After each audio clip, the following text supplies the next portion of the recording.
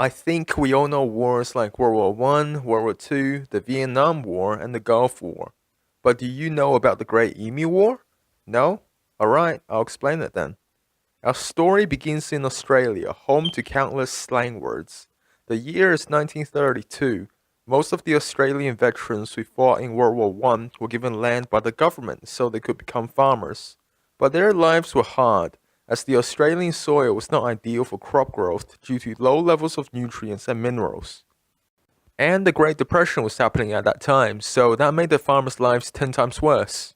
Other than all this, the farmers also had to deal with emus. In 1932, there was an estimated number of 20,000 wild emus in the outback, and these oversized chickens ate crops across Western Australia. The farmers requested aid from the Australian military, asking the Minister of Defence, Sir George Pearce, to exterminate the emus. Major G.P.W. Meredith of the 7th Heavy Battery of the Royal Australian Artillery led 2 soldiers armed with Lewis light machine guns and 10,000 rounds of ammunition to exterminate the emus. On paper, that sounds pretty easy, so it should be a smooth operation, right? No. First of all, emus are like M1 Abrams without guns, but with a coat of flesh and feathers, and long legs, which means a couple of shots isn't gonna bring one down. And second of all, the emus used what I'm going to call emu warfare.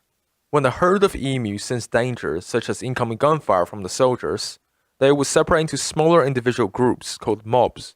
These mobs would run in different directions, which means you have to choose one mob to shoot each time, because by the time you finish with one mob, the other mobs would have gotten away. On the 2nd of November, Major Meredith and the 2 soldiers traveled to the district of Campion, where they spotted around 50 emus. They attempted to shoot the birds from distance, but the guns were out of range, so most of the emus got away, and they only killed around 10 emus. The next day, they spotted around 1,000 emus and waited for them to get close so the squad could ambush them. But after they started firing, the guns jammed, so only around 12 emus were killed. Then, the squad decided to mount the Lewis machine guns on a truck, so they could catch up to the emus while they ran. But this was just another good sounding idea on paper and was not practical.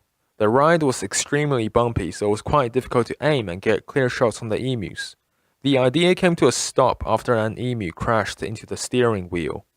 This series of disasters continued for a while until the squad withdrew on November 8th, 6 days after their first engagement.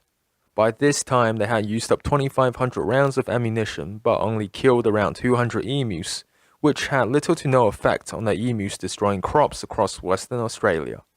Consequently, a second attempt on the 12th of November was made after more emu attacks on crops occurred. This time, it was more successful as 986 emus were killed using 9,860 rounds of ammunition. Given these poor efforts and laughable results, the military withdrew and surrendered to the emus. That's right, people. The emus won the war. And the series of crop attacks made by the emus continued. It was not until 1934, when the government introduced bounties on the emus, that the crop attacks stopped, as something like 57,000 bounties were cashed in. Some people might say that the Australian Army did a horrible job, but, I mean, to be fair, the squad only consisted of 3 people with 2 Lewis machine guns and only 10,000 rounds of ammunition, while the emus in Western Australia had a force of 20,000 strong, which means 2 plus 2 is 4. Which means, on average, 1 bullet had to kill 2 emus to completely wipe them out. So the achievements of the squad wasn't actually that bad when you think about it. Anyways, let me know what you guys think in the comment section below, and leave suggestions for future videos. Until next time, I'm Denzel in Distress. Thanks for watching.